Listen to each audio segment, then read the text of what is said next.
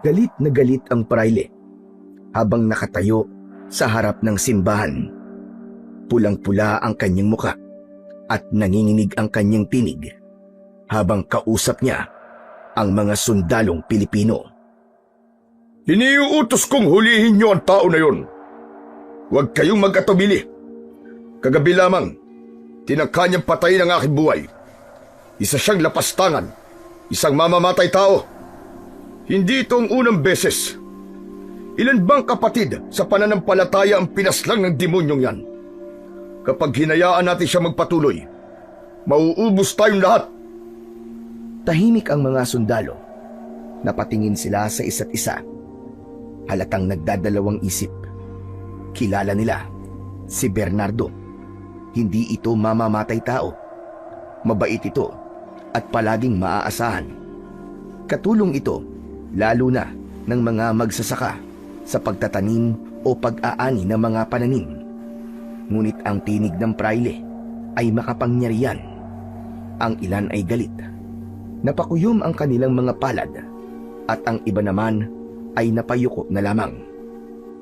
Matagal nang kumakalat ang bulong-bulungan na si Bernardo daw ang may kagagawan sa pagkamatay ng ilang prayle sa iba't ibang lugar. Dahil sa ipinapakita nitong kakaibang lakas, madali raw para sa ibang tao na maniwalang kaya nitong pumatay ng kahit na sino. At minsan na ring nagkaroon ng alitan ang prayle na nang-aapi ng magsasaka. Hindi siya takot. Hindi marunong umatras ang binata. Buong tapang niyang hinarap ito at sinaway. Doon nagsimulang pagbuntunan nila ito at sabihing panganib sa simbahan at sa mga alagad ng Diyos. Hindi dahil sa may katunayan sila, kundi dahil sa takot at inggit. Kaya naman, sa tuwing may mapapatay na mga prayle, sa kanya ito itinuturo kahit walang malinaw na ebidensya. Bakit lang kayo nagtititigan dyan? Hindi niyo ba ako narinig? Hulihin niyo si Bernardo. Ngayon din! Pero padre, hindi namin alam kung kaya namin ang taong yun. Napakalakas niya. Kayang-kaya nga niya magbuhat ng malaking troso eh. Aba, paano na lang kami? Wala kayong dapat na ikatakot. Ang kapangyarihan niya ay hindi galing sa Diyos, kundi galing sa demonyo. At ang lahat na mula sa demonyo ay kaya nating supilin sa ngalan ng simbahan. Mapapahama kami dyan sa gusto niyo, padre. Saka, wala ka namang ebidensya na siya talagang may gawa. Anong wala sinasabi mo? Sinubukan niya akong patayin kagabi. Iba ang itsura niya. Itsura ng demonyo. May malalaking pakpak at matatalas na ngipin at mga kuko. Padre, kilala namin si Bernardo. Hindi siya mamamatay tao. Maraming beses na siya tumulong sa mga taga-baryo. Kung may kakaiba man sa kanya, hindi niya yung ginamit para manakit. Mga hangal! Yan ay panlilin lang ng demonyo. Nagpapanggap siyang mabuti. Ngunit sa dilim ay naglalantad ng kanyang tunay na anyo. Alam niyo na may patayan na nangyayari, hindi ba? May mga prailing pinapatay. Sino pa ba ang may kakayahang gawin yon? Kundi siya lamang. Pero padre, mga duwag! Natatakot kayo sa kanya. Kaya nagdadalawang isip kayong hulihin siya. Ano pa silbi ng mga sandat at espada nyo kung kayo naman ay matatakot sa kanya? hindi kami natatakot, padre. Ang sa akin lang, baka hindi namin siya magawang hulihin. Paano kung lumaban siya? Baka walang kakayahan ng mga sandata namin sa kanya. Sinabi ko nang huwag kayong matakot. Tandaan nyo, nasa panig natin ang simbahan at nasa akin ang basbas ng kataas-taasan at wala pang masama na dinaig ang mabuti. Saglit na nagkatinginan ang mga sundalo. Bakas sa mukha nila ang takot. Ngunit dahil sa bawat salitang binibitiwan ng prayle, napipilitan silang sumunod. Sige po, kung yan po ang utos nyo, padre, wala na po kami magagawa. Yan! Ganyan na sabihin nyo. Sige na, huliin nyo siya sa ngalan ng Santa Iglesia at kung lalaban, patayin. Ipakita nyo sa mga Indio na walang sinuman gaano man kalakas ang hihigit sa kapangyarihan ng Diyos na aming dala. Isa-isang hinigpitan ng mga sundalo ang hawak sa kanilang mga sandata. Bagamat nanginginig ang kanilang mga kamay, pinilit nilang lakasan ang loob dahil higit ang takot nila sa kapangyarihan ng praile kaysa sa kanilang sariling buhay. Lumakad na sila, makaraan ang ilang paghahanda. Samantala, sa mga sandaling yon, si Bernardo naman ay nasa bukid, abala sa pagtulong sa ilang magsasakang nagtutulungang mag-angat ng malalaking punong kahoy na ibinuwal nung nagdaang bagyo. Ang kanyang lakas ay higit pa sa 10 lalaki. Sa isang iglap ay nagagawa niyang buhatin ang punong halos hindi maigalaw ng iba. Dahil dito, lalo siyang hinangaan ng mga tao.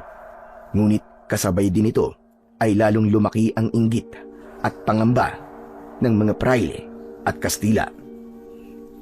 Habang abala si Bernardo sa pagtulong, hindi niya namalayan na dumating na ang grupo ng mga sundalo.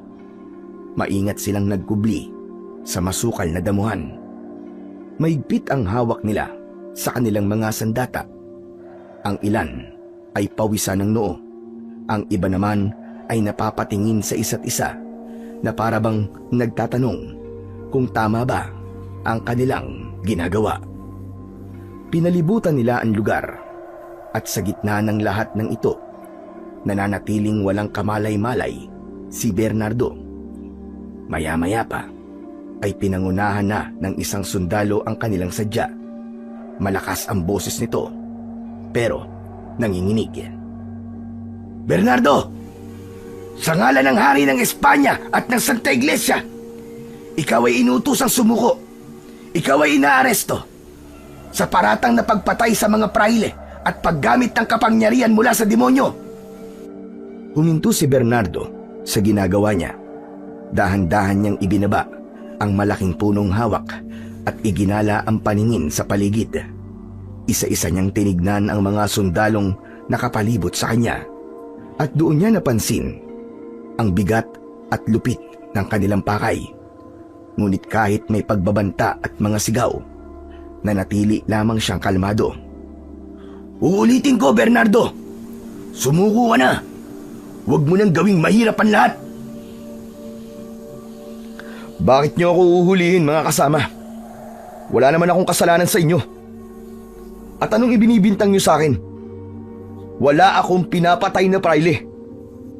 Tumigil ka! Huwag kang magpanggap na walang sala. Tignan mo ang sarili mo. Hindi ka karaniwang tao. May pambihira kang lakas. Kaya mong buhatin ang punong yan ng walang kahirap-hirap. Ang kapangyarihan mong yan ay galing sa kaaway ng simbahan.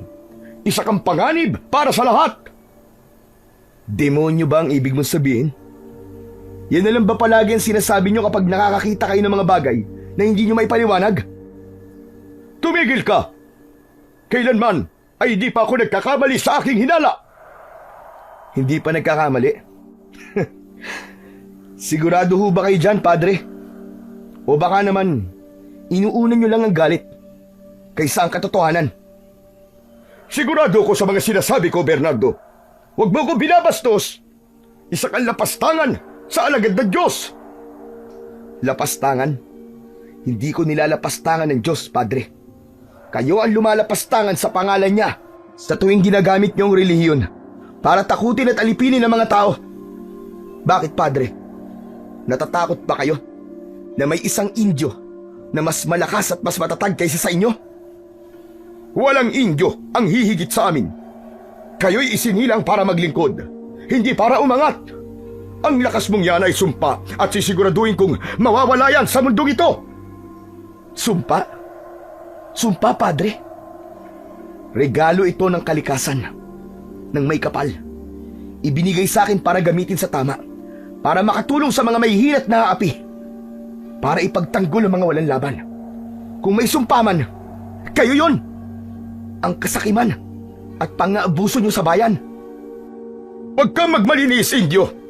Ano mang kapangyarihang hindi ko may paliwanag, hindi ko kikilalanin. At kung hindi ito mula sa Panginoon na aking pinaglilingkuran, tiyak na mula ito sa dyablo. Yan ang problema nyo, Padre. Kapag hindi nyo may paliwanag, agad nyong isinisisi sa demonyo. Hindi ba kayo rin ang nagsasabing makapangyarihan ang Diyos nyo? Kung gayon, bakit kayo natatakot? Hindi ako natatakot, Indio. Ako'y alagad ng simbahan. May kapangyarihan akong supili ng gaya mo. Hindi ako kalaban ng Diyos, Padre. Pero hindi rin ako yuyuko sa inyo. Hindi ako alipin ng simbahan. Hindi ako alipin ng hari.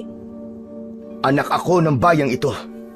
At ang lakas ko'y para sa kanya, hindi para sa inyo. Labis na namula ang muka ng praile dahil sa matinding galit. Nanginig ang kanyang mga kamay habang hawak ang krus sa kanyang mga kamay. Itinaas niya ito at itinapat kay Bernardo.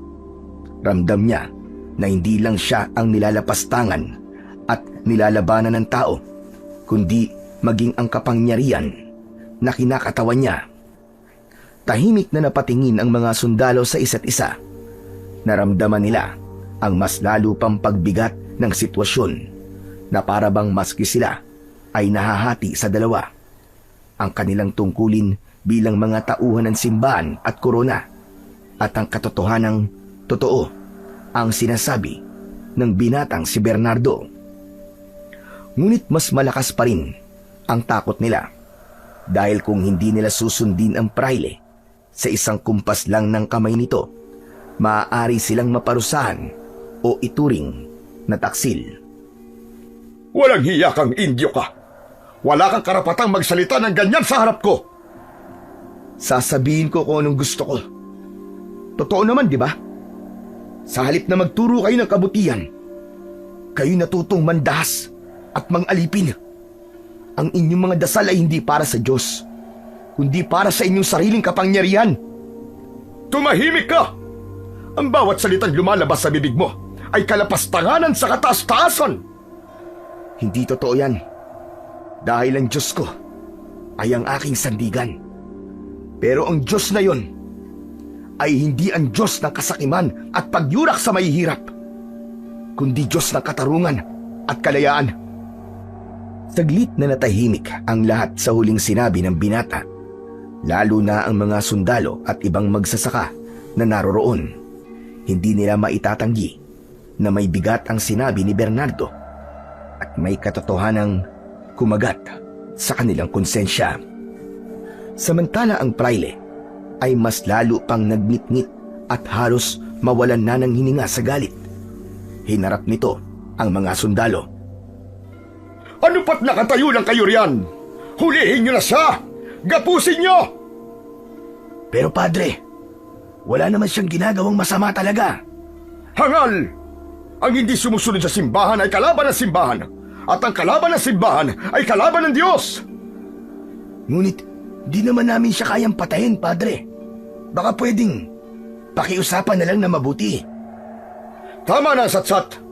Hulihin niyo na ang Indio na yan! Saglit na natahimik ang lahat. Ang mga sundalo ay nag-aatubili pa rin.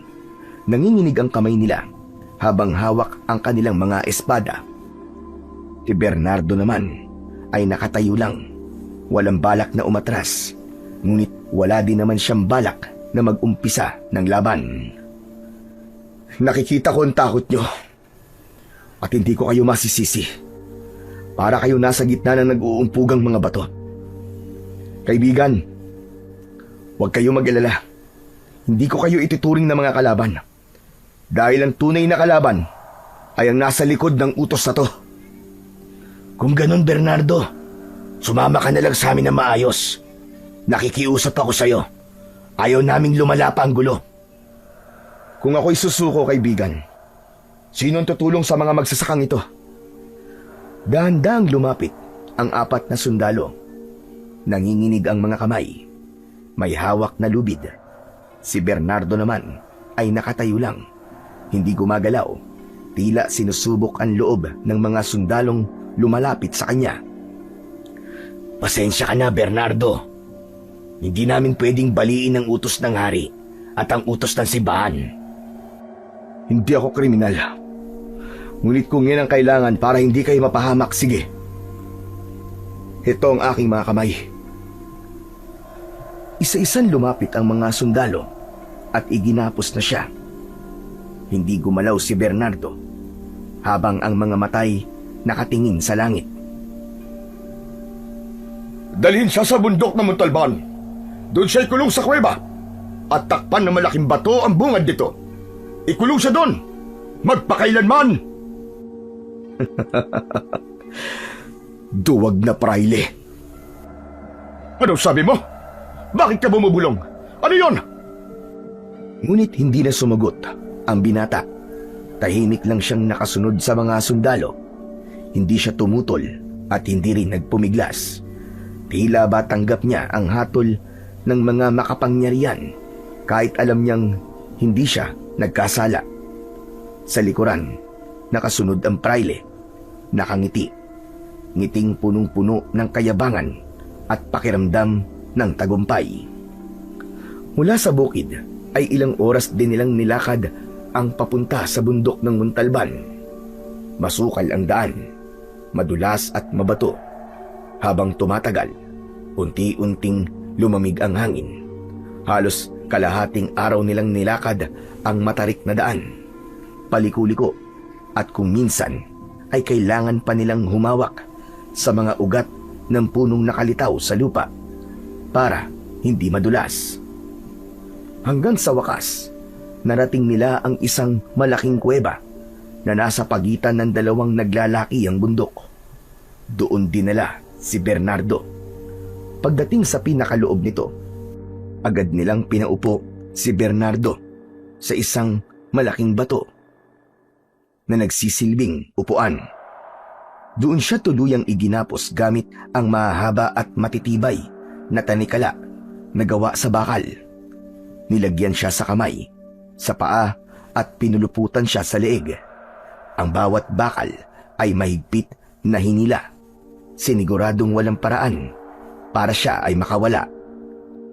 Matapos siyang gapusin, inilibot ng mga sundalo ang tingin sa loob ng kuweba.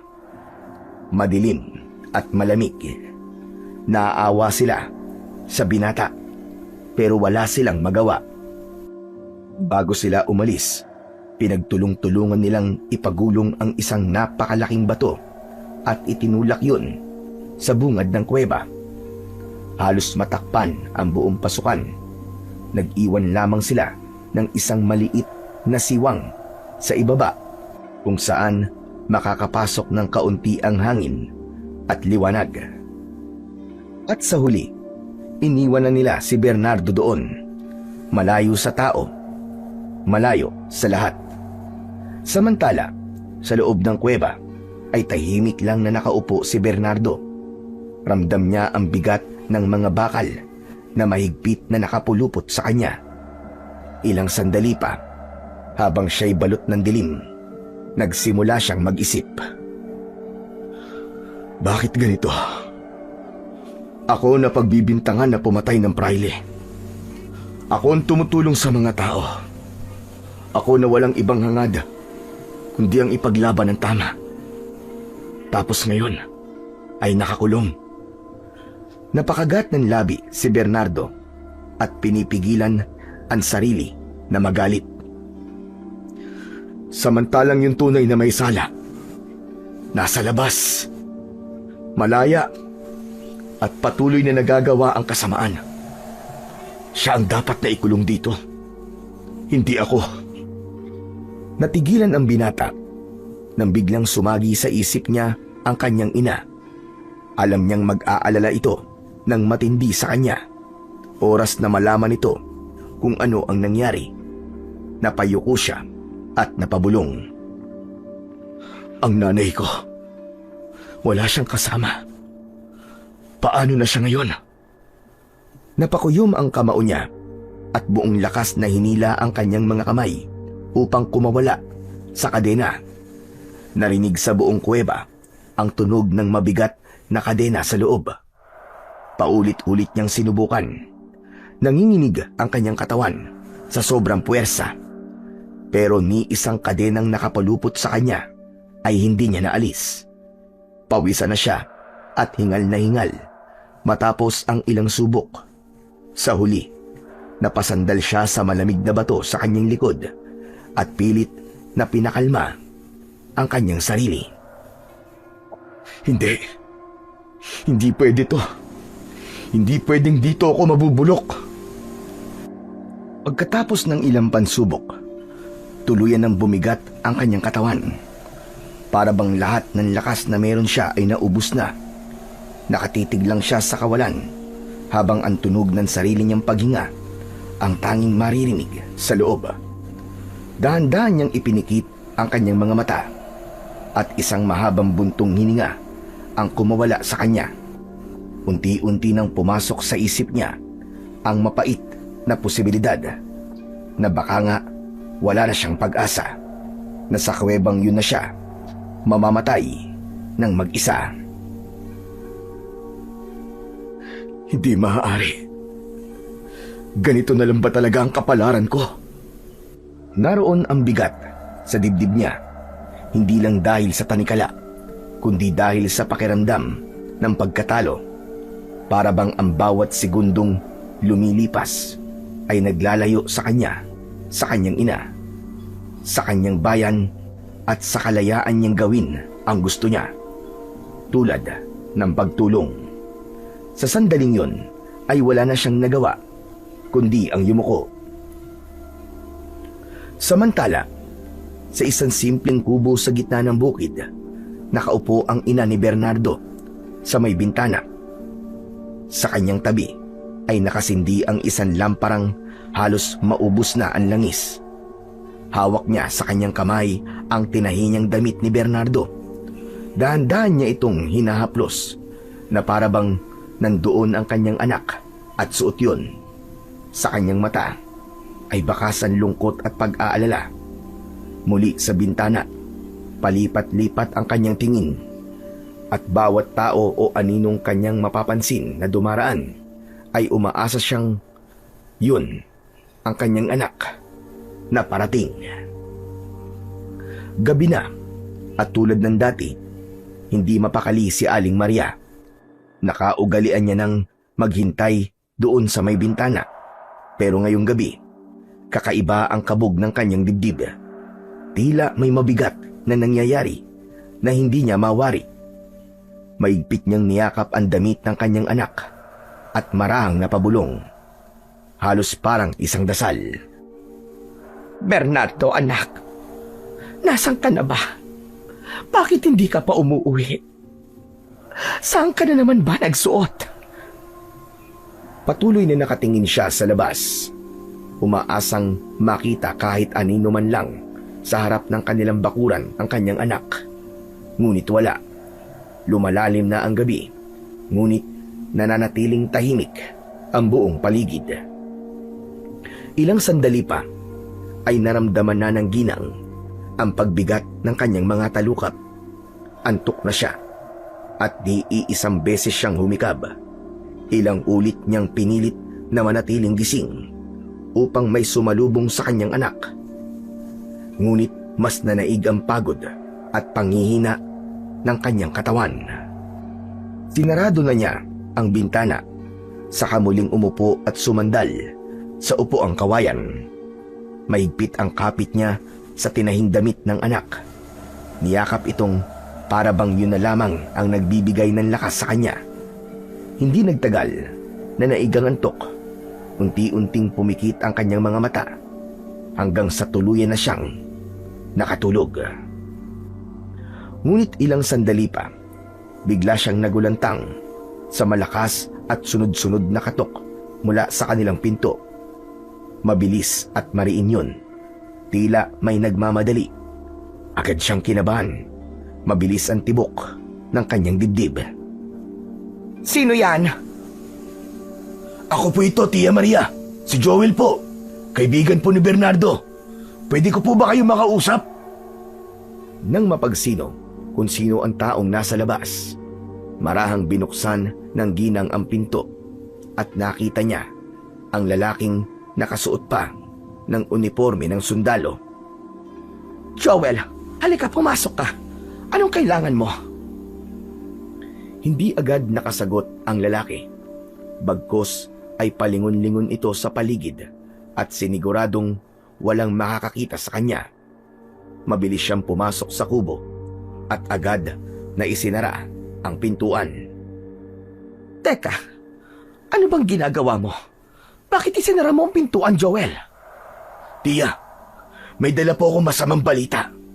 Tungkol po ito kay Bernardo. Anong ibig mong sabihin? Ano nangyari sa anak ko? Tia, ipinahuli siya ng praile at ikinulong namin siya sa kuweba sa bundok ng Montalban. Anong sinabi mo? Ikinulong? Bakit? Anong kasalanan ng anak ko? Pinagbibintangan po siya ng praile na nagtangka sa kanyang buhay nung isang gabi. Diyos ko, hindi totoo yan. Kilala ko ang anak ko. Hindi siya mamamatay tao. Alam ko ho yun. Kaya nga ako nandito. Matagal na po kami magkaibigan ni Bernardo. Wala akong nakitang kasamaan sa kanya. Palagi siyang tumutulong sa mga magsasaka.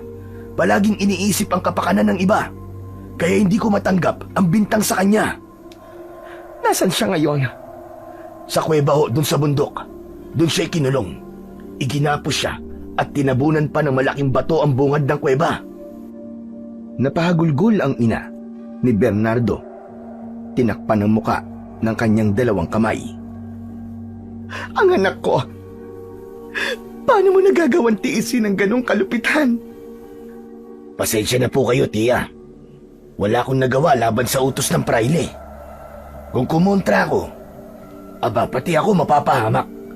Pero hindi ko rin matiis na manahimik na lang. Naiintindihan kita. Pero paano ko siya makikita? Kailangan kong puntahan ang anak ko. Hindi ho pwede. Delikado po. Saka malayo po. Baka hindi niyo po kayanin. Baka mapahamak pa po kayo. Ito nga pong pagpunta ko dito sa inyo ay palihimpe. Wala po silang alam na magkaibigan kami ni Bernardo. Talagang pinilit ko lamang na magpunta dito para ipaalam ho sa inyo ang nangyari. Diyos ko, ang anak ko. Bernardo, anak. Tiya, wag ho kayong mag-alala. Hindi namin pababayaan si Bernardo. Kami mga kaibigan niya at mga magsasaka. Kami ang bahala sa kanya. Basta't magtiwala kayo sa akin. Hahanap kami ng paraan para siya ay mailigtas. Sigurado ka ba? Magagawa niyo ito ng paraan, Joel? Hindi po ako sigurado. Pero susubukan po namin. Mamaya po ay magpupulong kami kung anong gagawin namin. Sige, gawin niyo ang lahat, iho. Nakikiusap ako. Huwag niyong pababayaan ang aking anak. Opo, ipinapangako ko po yan, tiya. Pero, hindi ba talaga pwede na makita ko siya o mapuntahan man lang? Hindi po talaga eh. Malayo po eh. Hindi niyo po kakayanin. Kaya ko, iho. Basta't bigyan mo lang ako ng kahit isang pagkakataon. Gusto ko siyang makita. Dalhin mo ako sa kanya. Kahit sandali lang. Pag-iisipan ko po. Gagawan po natin ng paraan. Muling napahagulgol ang ginang. Itinakip niya ang damit ng anak sa kanyang muka. Halos madurog naman ang loob ni Joel sa tanawing yun. Sandali siyang napatitig sa matanda bago muling nagsalita. Pero tiya, may isang bagay po akong hihilingin. Kailangan po ninyong maging matatag. Huwag po kayong basta-basta lalabas o magtatanong-tanong. Kapag may nakahalata, pareho tayo mapapahamak. Lalong-lalo na ho si Bernardo. Tumango si Aling Maria. Bagamat tuloy pa rin ang pagluha. Oo, iho. Gagawin ko ang sinabi mo. Kahit mahirap, kakayanin ko. Basta't ipangako mo sa akin. Ipangako mo na babalik si Bernardo. Ipinapangako ko po. Hanggat humihinga ako, hahanap ako ng paraan para makalaya si Bernardo. Maya-maya pa, tumayo si Joel at binuksan ng dahan-dahan ang pinto. Tumingin siya mula kay Aling Maria, saka tumango bilang tanda ng pangako. Samantalang ang matanda ay naiwan sa loob ng kubo. Kinuha niya ang kanyang rosaryo, nagsindi ng kandila at tinungo ang altar upang magdasal. 2 araw ang lumipas. Madaling araw, muling bumalik si Joel sa kubo ni Aling Maria. Kasama niya ang 5 magsasaka na kapwa malapit kay Bernardo. Hindi nag-aksaya ng oras si Joel. Saglit siyang kumatok at nang makita siya ni Aling Maria, bigla itong umiyak. "Tiya, oras na po. Puntahan na natin si Bernardo." Sige, tara na. Ano ba dapat dalhin ko? Ano ang kailangan, Joel? "Huwag na po kayong mag-alala. Wala po kayong dadalhin. Ayos na po ang lahat. May mga dala na kaming pagkain para sa kanya at iba pang mga gamit na pwedeng makatulong sa atin. Wala na po tayong oras. Tara na ho. Kailangan na natin bilisan." Nagsimula na silang maglakad. Marami silang mga bitbit, pagkain, tubig, at maliliit na mga lampara. Maingat ang kanilang mga hakbang. Alam nilang may mga sundalong nagroronda sa paligid at sa isang maling galaw lamang ay tiyak na kapahamakan ang kanilang aabutin. Sa may paanan ng bundok, nagkubli muna sila. Nakayuko sa damuhan. Dumaan ang 2 kawal na may dalang mga espada at nakasindi ang kanilang sulo. Huminto pa sila sandali at ang isa sa kanila, wari may narinig, kaya't halos hindi makahinga sina Joel at ang mga kasama. Makalipas ang ilang sandali, nagpatuloy na sa paglalakad ang mga bantay. Muli silang naglakad pataas sa bundok. "Kaya niyo pa ho ba, tiya?" Oo, iho. Kakayanin ko. Para sa anak ko. Kahit saan makarating. Napatingin si Joel sa matanda. Kita niya ang pagod sa mukha nito. Pawisan at mabigat ang bawat takbang, pero bakas pa rin ang tibay ng loob. Sa kabila ng lamig ng hangin at dulas ng daan, nagpapatuloy pa rin siya. Hawak niya ang isang kwintas sa kanyang kamay at tila yun ang nagbibigay sa kanya ng lakas. Mas binilisan nila ang kanilang paglalakad at habang papalapit, ramdam nila ang lamig na nanunuot sa kanilang balat. Mabato at madulas ang daan, kaya't bawat isa ay nag-ingat. May mga pagkakataon na napapahinto sila para makinig at siguraduhin walang sumusunod. Ilang sandali pa ay natanaw na nila ang kuweba na nahaharangan ng malaking bato. "Mga kasama, nandito na tayo. Maging mapagmatsyag kayo at baka mamaya ay may lumitaw na mga bantay." Tumango ang mga kasama niyang magsasaka at silang 2 ni Aling Maria ang lumapit sa yungib. Humawak si Aling Maria sa bato. Halos manginig ang kanyang mga kamay. Bernardo! Bernardo, anak! Naririnig mo ba ako? "Inay? Inay, ikaw ba yan?" Oo, anak. Ako ito. Nandito ako sa labas. Napasigaw si Bernardo sa tuwa at pananabik, kahit nakapalupot pa rin ang mga bakal sa kanyang katawan. "Inay, paano kayo napunta dito? May kasama ba kayo?" "Bernardo, ako to si Joel. Sinamahan ko ang inay mo dito. Alang-alang sa'yo." "Salamat, Joel. Hindi mo alam kung gaano kalaking ginhawan dulot ng presensya nyo at ni inay." "Wala yun, kaibigan. Sa ngayon kasi, ito lang muna ang pwede kong maibayad sa'yo. Pasensya ka na. Hindi ko gustong pangunahan ang paghuli sa'yo. Napilitan lang ako." "Naiintindihan ko, Joel. Wala kang dapat na ipaliwanag sa akin." Napangiti kahit papano si Joel sa kanyang narinig. Masaya siyang malaman na hindi galit sa kanya ang kanyang kaibigan. Samantala ay lumuhod sa harap ng bato si Aling Maria. Anak, kumusta ka dyan sa loob? Kaya mo pa ba? "Nahihirapan ako, Nay. Mabigat ang tanikala. Malamig at madilim dito sa loob. Nagugutom at nauuhaw na din po ako." Anak, kung pwede lang sanang buksan namin ang kuweba. Yayakapin kita ngayon din. "Nay, sapat na po nandito kayo para sa akin. Bernardo, may mga dala kaming pagkain at tubig. Hindi man to marami, pero sapat na para hindi ka magutom at mauhaw ng labis. Isa-isang sinuksok sa maliit na siwang ang mga pagkain at tubig na nasa maliliit na sisidlan. Isinuksok yun hanggang sa maabot ni Bernardo. Salamat! Salamat sa lahat ng tumulong. At inay, huwag kayong mag-alala sa akin ha. Kaya ko to. Anak, hindi ko kayang magtiis ng matagal. Gusto ko nang makasama ka. Naiintindihan ko po, Nay. Pero sa ngayon wala po talaga tayong magagawa. Ni hindi ko mahawakan ng bato. At hindi ko rin alam kung kaya ko ba itong buksan kung sakali na makawala ko sa tanikala. May awa ang Diyos, anak. Huwag kang mawalan ng pag-asa. Hihingi ako ng tulong. Huwag kang mag-alala. Makakalabas ka dyan. Pangako ko sa'yo, anak. Oo, tama ang nanay mo, Bernardo.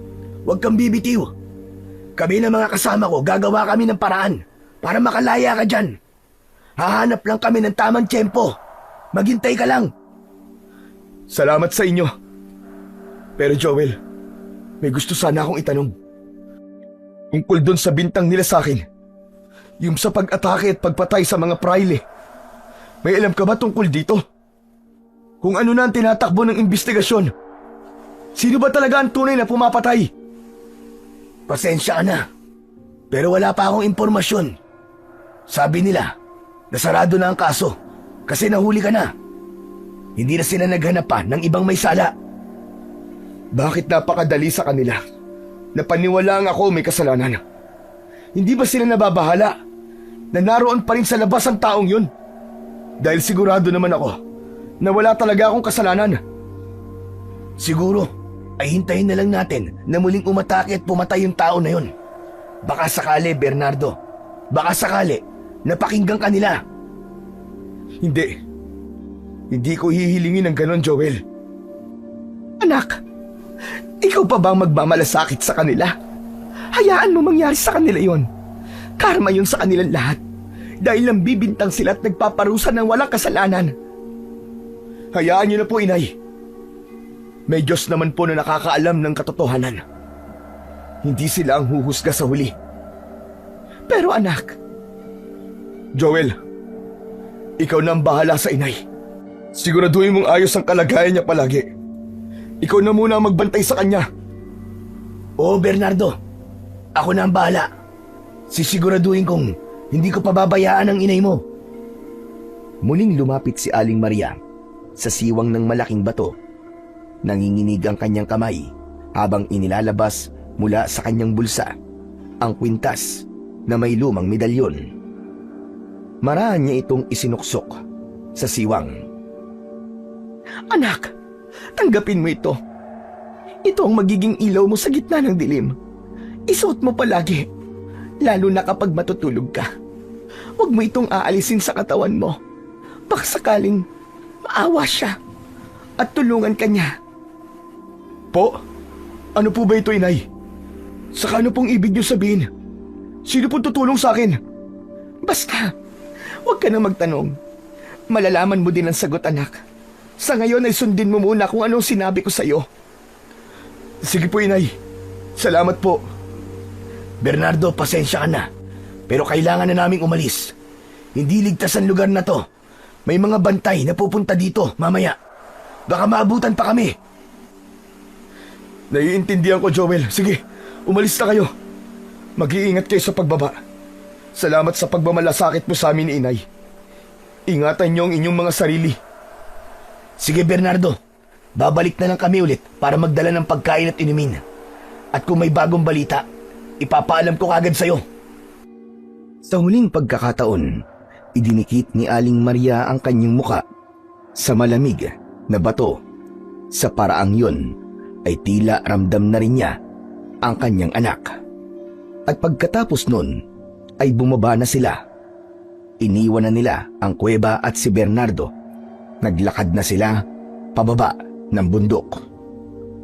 Mataas na ang araw nang makababa sila. Pagdating sa baryo, naghiwa-hiwalay na sila upang hindi mahalata ng mga tao, habang ang iba'y agad na nagbalik sa kani-kanilang mga bahay. Si Joel naman ay dumiretso patungong kumbento sapagkat ipinatawag siya ng praile. Pagdating niya roon, nadatnan niyang nakaupo ang praile sa isang tumba-tumba. May malambot itong unan na nakapatong sa kanyang kandungan, habang ang isang kamay ay may hawak na inumin at sa kabila na may isang babasahin. Nang mapansin siya ng praile, agad na umangat ang kilay nito. Waring nagtataka kung bakit ngayon lamang siya dumating. Sa wakas ay dumating ka na rin. Kanina pa kita hinihintay. Pasensya na, Padre. May ginawa lang ho akong mahalagang bagay. Ganun ba? Kumusta ka naman?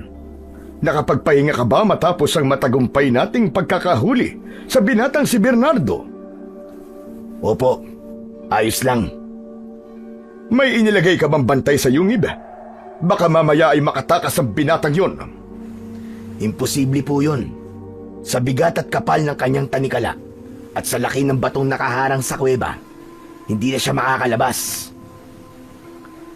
Bahagyang tumango ang praile, saka napangisi at marahang tumawa. Mabuti naman kung ganon. Alam mo ba sa loob ng 3 gabi ay naging masarap ang tulog ko. Hindi na ako kinakabahan na baka isang gabi muli akong balikan ng dambuhalang nilalang na yun. Talaga, Padre? Tumawa ang Padre at naglakad at inikutan si Joel. Mabigat ang kanyang mga akbang at tila ba nais iparamdam ang kanyang kapangyarihan. Tumitig siya kay Joel. Nanlilisik ang mga mata. Oo. Wala nang higit na nagpapasaya sa akin kundi ang makitang isang tulad ni Bernardo na iginapos sa madilim na kuweba. Doon siya nababagay. Isang taong nagkukunwari na malinis at matulungin. Pero mamamatay tao naman pala. Ang lakas ng loob niyang kalabanin ang simbahan. Napakuyom ang kamao ni Joel. Pinili niyang pigilin ang kanyang galit. Hindi siya komportabling pakinggan ang panlalait na yun ng praile sa kanyang kaibigan. At alam mo ba, masarap isipin na doon na siya mabubulok ng tuluyan. Hindi na nakatiis si Joel. Bahagya siyang humakbang, palapit at sumagot sa Padre. Padre, hindi po ba kayo nagdadalawang isip kung sakaling hindi talaga si Bernardo may sala? Paano kung may ibang taong nasa likod ng lahat?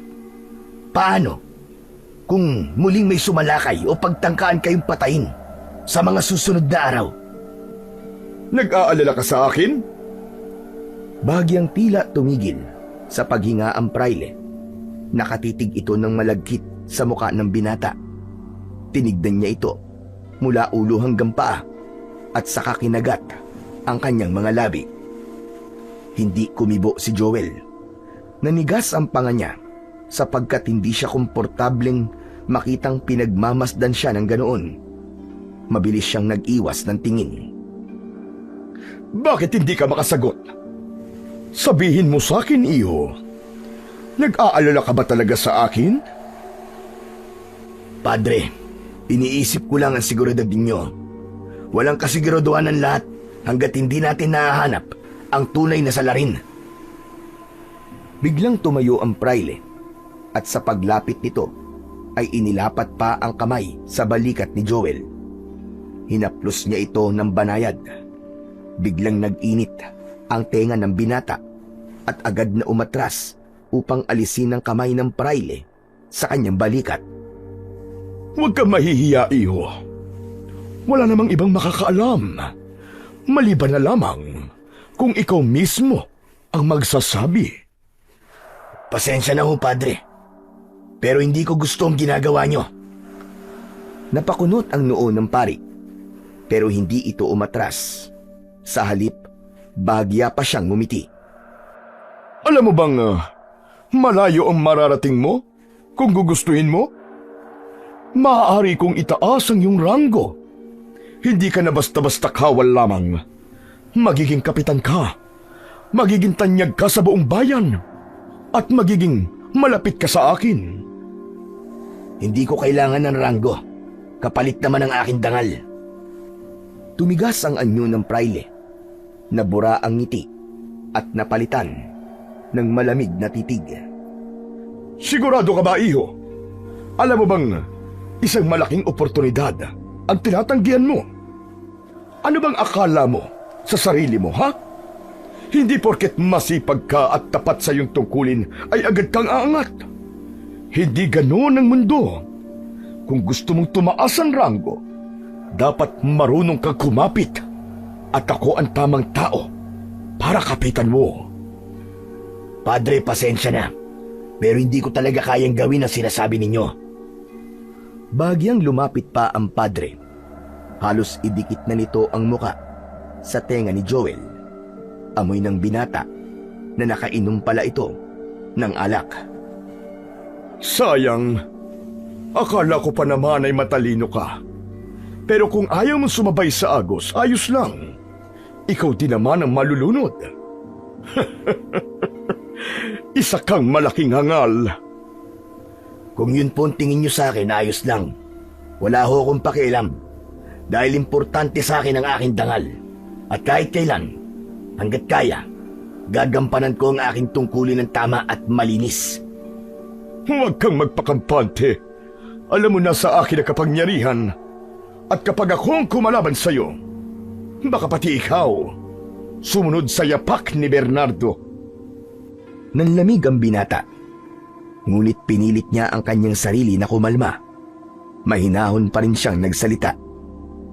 Paumanhin po. Kung wala na po kayong ibang ipag-uutos, aalis na po ako. Hindi sumagot ang praile. Nakapako lamang ang malamig nitong tingin habang si Joel ay mabilis na tumalikod. Naglakad siya at agad na lumabas ng kumbento. Halos madapa pa nga sa pagmamadali. Mabilis ang tibok ng kanyang puso dahil sa kinikimkim na inis at galit. Pagkalabas ng binata, huminto siya saglit sa ilalim ng puno. Doon siya huminga ng malalim at napakuyom muli ang kanyang kamao. Demonyo! Nagpapanggap na banal, pero masahol pa pala kaysa sa hayop. Pagkasabi nun, nagpatuloy na siya sa paglalakad na para bang wala sa sarili. Ngunit ilang sandali pa, hindi pa man siya gaanong nakakalayo, ay bigla siyang bumangga sa isang matandang babae. Bagya siyang nagulat nang makilatis ang itsura nito. Nakasaklob ng belo ang ulo nito at nakasuot ng bestidang kulay itim. Matalim ang mga mata nitong tumingin kay Joel. Pakiramdam ng binata ay tila tumatagos hanggang sa kanyang kaluluwa ang tingin sa kanya ng matanda. Naging kapansin-pansin din ang maitim na balat nito sa kanyang mukha. Pasensya na po kayo, inang. Hindi ko po kayo nakita. Ngunit hindi siya sinagot ng matanda. Tahimik lamang itong dumiretso ng lakad. Mabagal, ngunit tiyak ang bawat takbang hanggang sa tumapat ito mismo sa harapan ng kumbento. Doon ay nakita ni Joel na tila may ibinubulong ito. Kasunod noon ay bigla itong ngumisi. Ngunit ilang saglit lang ay napalitan ng matinding galit ang anyo ng kanyang muka. Napakunot ang noo ng binata sa kanyang nakita. Siraulo siguro ang matandang yun. Umiling siya sandali at pagkatapos ay ipinagpatuloy na ang kanyang paglalakad. Ngunit bigla siyang natigilan nang may makita sa lupa. Isang larawan yun na tila nalaglag. Pinulot niya ito. Larawan yun ng isang babae at isang mas batang lalaki. Nasa tansya niya ay halos kasing edad lang niya. Hindi niya kilala ang mga ito at wari niya ay hindi taga roon ang babae. Maaaring naligaw lang o nagkataong napadpad sa kanilang lugar. Muli niyang nilingon ang matanda, ngunit laking pagtataka niya na wala na ito roon. Para bang biglang naglaho sa isang iglap. Napaisip si Joel kung paano ito nangyari, gayong malinaw na nakita niyang nakatayo roon ang matanda at wala namang ibang daanang maaari itong lusutan. At ang tangi niya lang naisip na posibilidad ay pumasok ito sa loob ng kumbento. Itinago ni Joel ang larawan sa kanyang bulsa at habang naglalakad, hindi mawala sa isip niya ang anyo ng matanda, ang matalim nitong titig, ang bigla nitong pagngiti at iba pa. Ilang saglit pa, nakasalubong niya ang dalawa niyang kaibigan na kapwa sundalo rin. Doon niya naisipang ipakita ang larawan. Mga kasama, kilala niyo ba tong mga nasa larawan? Tinignan ng dalawa ang larawan at sandaling nagkatinginan. Isa sa kanila ang napabuntong hininga at marahang nagsalita. Kilala niya ang mga ito, lalo na ang matandang babae. Ayon sa kanyang kaibigan, nabaliw ang matanda dahil sa malagim na sinapit ng kanyang nag-iisang anak. Ang lalaking kasama naman ito sa larawan, ang binata na halos kaedad ni Joel. Yun daw ang anak na napatay ilang buwan na ang nakararaan. Ngunit hindi raw yun basta-bastang pagpatay. Ayon sa bulong-bulungan, ginahasa muna ito nang hindi pa nakikilalang salarin bago pinaslang at pagkatapos ay itinapon na lamang sa kung saan. Kawawa naman pala kung ganun. Hindi na nagtanong pa si Joel matapos magpaalam sa dalawa niyang kaibigan. Muli niya nang ipinagpatuloy ang kanyang paglalakad pauwi sa kanilang bahay. Paglipas ng ilang oras, tahimik na natapos ang araw. Parang normal lang ang lahat. Ang mga tao'y nagsipag-uwian. Ang mga tindahan ay isa-isang nagsara. At ang katahimikan ng gabi ay bumalot sa buong baryo. Ngunit sa muling pagsapit ng umaga, biglang nagulantang ang lahat. Mula sa iba't ibang panig ng baryo ay narinig ang malalakas na sigawan at iyakan ng ilang tao. Nagmamadaling lumabas ang mga residente. Narinig ni Joel ang kaguluhan mula sa kanilang pwesto at nakita din niya ang mga tao na nagtatakbuhan sa iisang direksyon. Agad ding nagkatinginan sina Joel at ang kanyang mga kasama sa grupo. Mukhang may nangyayaring hindi maganda. Tara, mga kasama, tignan natin. Kagad silang tumakbo upang alamin ang pinagmumulan ng kaguluhan. Habang papalapit sila, lalong lumakas ang ingay at iyakan. At nang tuluyan na silang makalapit, nakita ni Joel sa kumpulan ng mga tao si Aling Maria na nakikiusyoso din sa nangyari. Tia Maria, anong ginagawa niyo dito? Narinig ko lang ang balita tungkol sa nangyari dito sa kumbento. Kaya napasunod na rin ako sa mga tao. Alam niyo po kung ano nangyari dito? Hindi ko alam, iho. Ayaw nilang magpapasok sa loob. Pero kanina sabi nila, may mga bangkay daw dyan sa loob. Ano? Pagkadinig ng sinabi ni Aling Maria, hindi na nagsayang pa ng oras si Joel. Agad niyang tinawag ang kanyang mga kasama at nagsimula silang maglakad papasok. Pilit man silang pinipigilan ng iba, hindi sila nagpatinag. Pagpasok nila sa loob, bumulaga sa kanila ang kalunos-lunos na tanawin. Nakahandusay sa malamig na sahig ang tatlong katawan. Ang una, isang batang sakristan.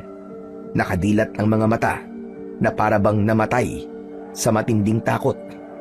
Punit-punit ang kanyang damit at may malalalim na sugat sa dibdib. Ang pangalawa, isang lalaking taga-kumbento. Halos hindi na makilala ang mukha nito. Nakanganga ang bibig. Tila sinubukan pan sumigaw bago nawalan ng buhay. Ang tiyan niya ay wakwak at may ilang lamang loob na nakakalat. At ang pangatlo naman ay isang babaeng payat. Nakahandusay ito sa kusina ng kumbento. May bakas ng kagat sa leeg at sa paligid ng sugat ay nangingitim ang balat. Napaatras si Joel sa kanyang mga nakita. Diyos ko, ano nangyari dito? Sino may gawa nito? Habang sinusuri ni Joel ang babaeng biktima, biglang dumagsa ang mga tao. Hindi na sila napigilan ng mga nagbabantay. Pagpasok nila, nakita nila ang mga bangkay. Ang iba ay napasigaw sa takot, samantalang ang iba naman ay napaiyak at napayakap sa kanilang mga kasama. May ilan pang halos masuka dahil bukod sa kalunos-lunos na sinapit ng mga biktima, amoy din sa paligid ang nakakasulasok na amoy ng malansa at mabahong amoy ng mga bangkay. Amoy malansa at bulok na karne kahit hindi pa man naaagnas. Sigurado ko na hindi taong may gawa niyan, kundi isang aswang. Napatingin si Joel kay Aling Maria. Kita niya ang matalim na titig nito sa mga bangkay. Ngunit may isa pa siyang napansin. Medyo malikot ang mga mata ng matanda, para bang may hinahanap sa loob ng kumbento. Saglit siyang natigilan, ngunit pinili niyang hindi muna magtanong. Mas mahalaga ngayon sa kanya na maunawaan nila kung ano ang totoong nangyari. Nagbigay siya ng senyas sa kanyang mga kasama at nagsimula silang maglibot sa loob ng kumbento. Isa-isa nilang sinilip ang bawat silid, umaasang makakahanap ng sagot o kahit na anong palatandaan kung paano nangyari ang lahat. Hanggang sa mapansin nila ang isang pinto sa dulo ng pasilyo na nakasara. Naunang lumapit si Joel doon at tinangka niya itong buksan. Ngunit nakasara. Nang makalapit ang mga kasamahan niya, ay puwersa nilang sirain ang pintuan. Nang mabuksan ang pinto, bumulaga sa kanila ang isang nakakakilabot na tanawin. Sa loob, nakita nila ang praile o pare na nakaupo sa sulok. Nanginginig ito, nanlalaki ang mga mata at pawis na pawis. Halatang takot na takot. Padre! Lumingon ang pare nang makita niya ang mga tao. Tila mas lalo siyang kinabahan. Nagsisisigaw ito. Wag! Wag! Huwag kayong lalapit! Wag! Kami to, Padre. Wala po kaming gagawing masama sa inyo. Ligtas na po kayo. Walang maliligtas sa demonyo. Nakita ko siya. Nakita ko. Diyos ko. Ano nakita nyo, Padre? Sabihin nyo, ano nakita nyo? Isa siyang nilalang na may mapupulang mga mata, matutulis sa mga kuko, at may matatalim na mga pangil. Halimaw. Oo, isang halimaw. Sandali lang po. Linawin nyo po ang sinasabi nyo. Ano po ba talaga nangyari? Sino po ang nakita ninyo? Demonyo. Isang halimaw. Pinasok niya ang kumbento. Isa-isang nilapang mga kasama ko. Wala ako nagawa. Kailan nangyari to, Padre? Kagabi. Gabi siya dumating. Hindi ko alam kung paano siya nakapasok. Tahimik lang kami nagdarasal ng sakristan nang bigla kaming nakarinig ng mabibigat na mga yabag. Tapos... Huminahon po kayo. Nais kong malaman ang lahat ng mga nangyari. Sabihin niyo po sa akin na maayos. Oo, sasabihin ko. Pagkatapos namin marinig ang mga yabag, sumilip ako at nakita ko yung nilalang na sinusubukan buksan ang pintuan ng kumbento. Malakas siya. Nagawa niya makapasok ng walang kahirap-hirap. Tapos diretso niyang hinablot ang aking sakristan. Ibinalibag sa pader at nilapa sa harapan ko. Pagkatapos nun, ano ginawa niyo? Tumakbo ko sa aking silid at isinara na maigi ang pinto. Madali lang wasakin ang pintuan na to. Bakit hindi kanya napasok dito? Dahil may inilagay akong pangontra para sa mga demonyo. Tignan mo, andyan sa seradura ng pintuan nakasabit. Ilang beses niyang sinubukan na makapasok dito kagabi, pero hindi niya magawa. Napatingin ang sundalo sa pintuan at doon ay nakita niyang nakasabit ang isang kwintas na may krusipiho. Ang krus na yan ay pinagpala ng isang matandang obispo mula sa ibang bayan. Matagal ko nang dala yan at hindi ko akalain na yan ang makakasagip sa akin kagabi. Kaso, ang mga kasama ko, wala na. Pinatay niyan lahat. Ganun ba? Pero padre, sigurado ka bang halimaw ang nakita mo kagabi? Hindi tao? Sigurado ako. Hindi tao ang pumasok dito. Nung nagtago ako dito, nasa labas siya ng pinto.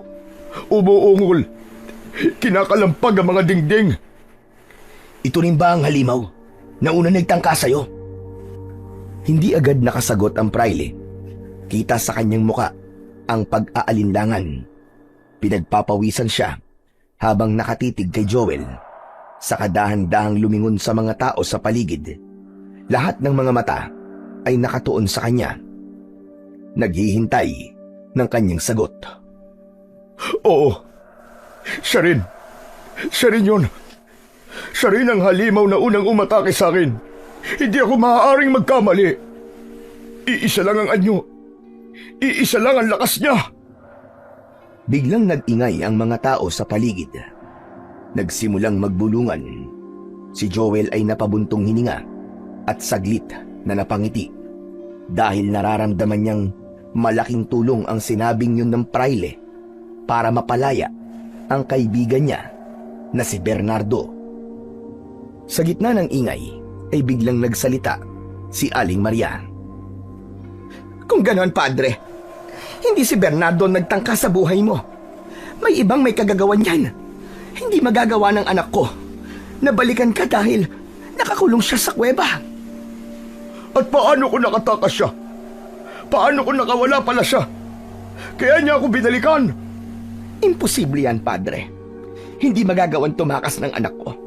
Tanggapin mo na lang na hindi talaga siya ang salarin. Nakikiusap ako sa inyo, padre.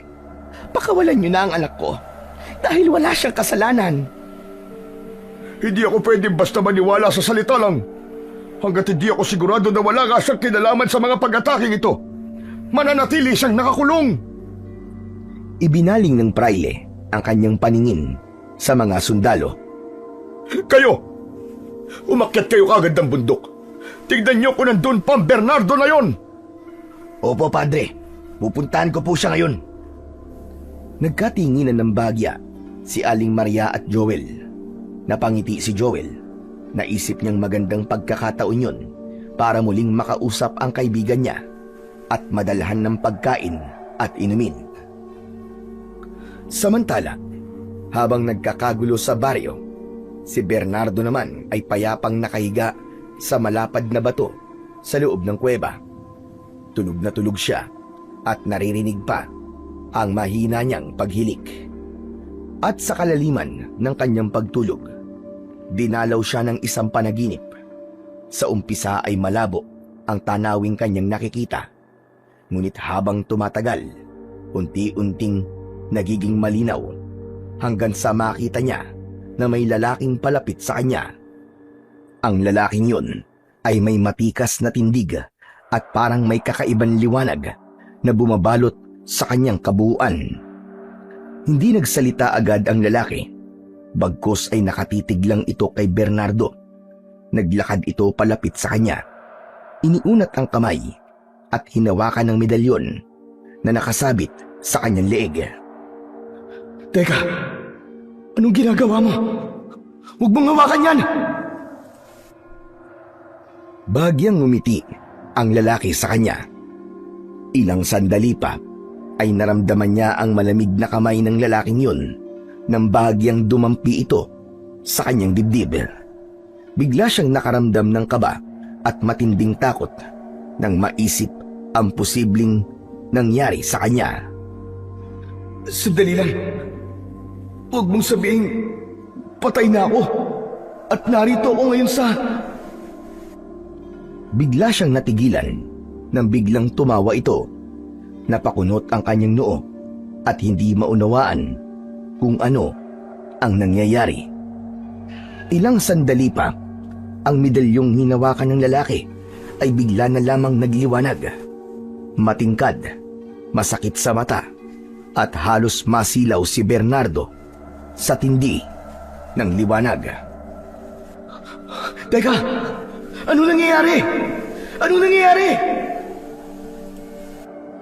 Hindi agad sumagot ang lalaki. Sa halip inikot nito sa kanyang kamay ang medalyon at saka muling tinitigan ng binata. Saka palang bumuka ang bibig nito. Saan mo nakuha ang bagay na ito? Ito? At bakit mo naman tinatanong? Sino ka ba? Ako, si Kaptan, ang bathala ng langit. Ngayon sinagot ko na ang tanong mo. Sagutin mo naman ang akin. Saan mo nakuha ang medalyon na ito? Ibinigay ito sa akin ng nanay ko, si Maria. Hindi ko alam kung saan niya ito nakuha, pero sabi niya, huwag ko raw iwawala dahil napakahalaga nito. Biglang nag-iba ang ekspresyon ng lalaki. Nakitaan ito ng tuwa at pananabik. Nakita sa kanyang muka ang isang ngiti na may halong pagkabigla at saya. Nanlaki ang mga mata ni Bernardo. Hindi siya makapaniwala sa kanyang narinig. Parang hindi niya maisip na ang suot niyang medalyon ay may ganong pinagmulan. Anong ibig sabihin nun? Ang ibig sabihin nun, ako ang iyong ama. Hindi makapagsalita si Bernardo. Biglang tila nanigas ang kanyang katawan. Hindi niya alam kung matutuwa ba siya o matatakot. Ngunit bago pa siya tuluyang lamunin ng pagkalito, bigla siyang niyakap ng lalaki. Maigpit at puno ng pagmamahal na yakap. Anak, masaya ko na nasilayan ko ang bunga ng aking pagmamahal kay Maria. Hindi ko akalain na makakaharap kita at mayayakap ng ganito. Hindi agad nakaimik si Bernardo. Nang luwagan ng lalaki ang pagkakayakap, tinitigan siya nito ng diretso sa mga mata at nagtanong. Pero teka, ano ang nangyari sa iyo? Bakit ka ikinulong sa kuweba? Bahagyang napayuko si Bernardo bago sumagot. Pinagbintangan po kasi nila ako. Akala nila, isa akong masamang tao, isang kampo ng demonyo. Iniisip nilang banta ko sa paghahari-harian nila. Kaya ako ikinulong sa kuwebang to. Nakita kasi nila na kakaiba ko sa lahat.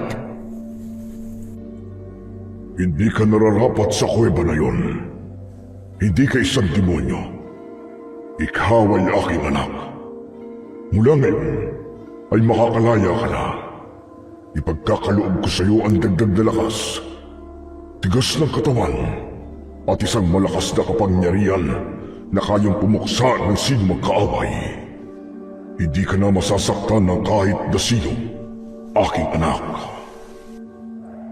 Nagulat si Bernardo sa narinig. Ngunit kasabay nun ay may konting ginhawa siyang naramdaman.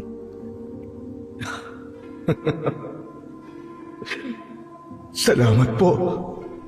Maraming salamat po. Sandali lang. Bakit ka masaya? Pasensya na po. Ngayon ko lang po kasi napagtanto kung bakit ako kakaiba. Kaya pala may kakaibang lakas ako at tibay ng loob. Kasi anak pala ako ng isang bathala. Tama ka. Isa kang anak ng magiting na bathala. At ako yun, anak.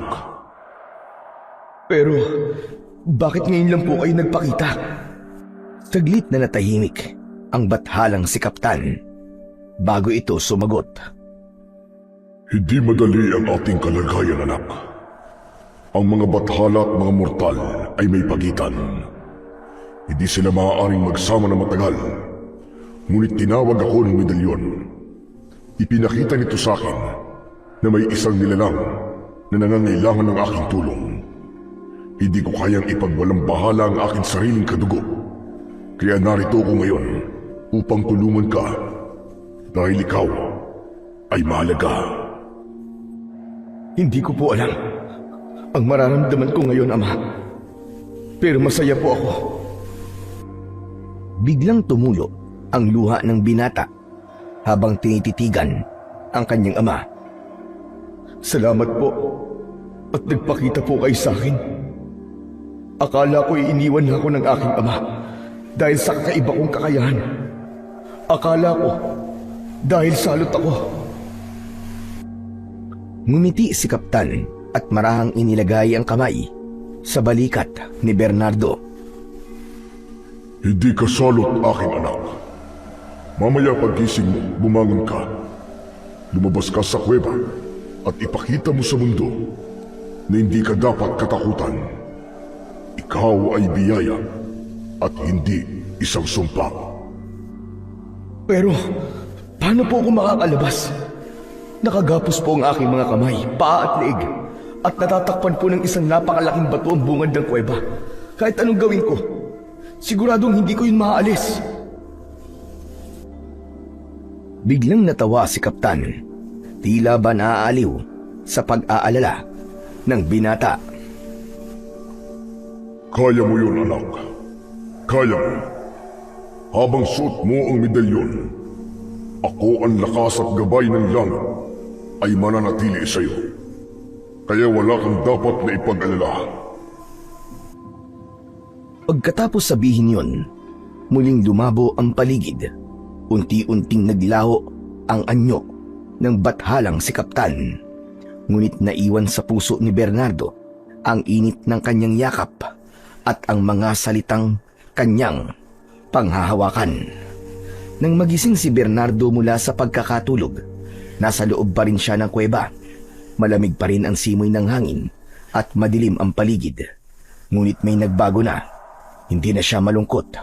Ang bigat sa kanyang dibdib ay tila nawala. Ang dating pakiramdam na wala siyang magagawa at nakatakdang mabulok sa dilim ng kuweba ay napalitan ng isang bagay na noon lang niya naramdaman. Determinasyon. Dahan-dahan siyang bumangon. Ramdam niya ang pagod at panghihina ng kanyang katawan. Ngunit sa kabila nito, nanatili siyang matatag. Tumingin siya sa mga tanikala na nakagapos sa kanyang mga paa, kamay at leeg.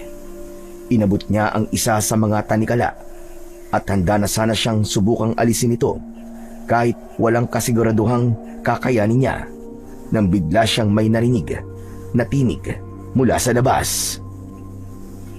Bernardo! Bernardo! Joel? Joel, ikaw ba yan? Oo, ako nga. Kumusta ka dyan sa loob? Nakain mo ba ng maayos yung mga dinala kong pagkain? Oo, salamat sa mga dala nyo. Malaking tulong yun sa akin. Mabuti naman. Magpalakas ka. Huwag ka mag-alala. Makakalabas ka dyan. Ilang araw na pagtitiis na lang, kaibigan. Anong ibig mo sabihin? May nangyari sa kumbento. Pati na rin sa praile. Ha? Ano nangyari? Hindi ba't yung praile ang nagbibintang sa'yo nun? Siya yung nagsabing umatake ka sa kanya, kaya ka kinulong dito. Oo, siya nga. Bakit? Ano nangyari sa kanya? Kagabi, inatake ulit siya. Malinaw na hindi ikaw yung tinutukoy niya. Makakalaya ka dito. Maniwala ka sa akin. Siya nga pala. Nakita namin siya kanina, nangangatog sa takot. Kaya lang, nakakalungkot ang nangyari sa mga kasama niya sa kumbento ng simbahan. Namatay sila, kinain, winakwak ang katawan nila at ang iba pa. Talaga? Pinatay sila ng ganong karumal-dumal na pamamaraan? Oo, wala silang kalaban-laban. Mga inosente sila na nadamay lang.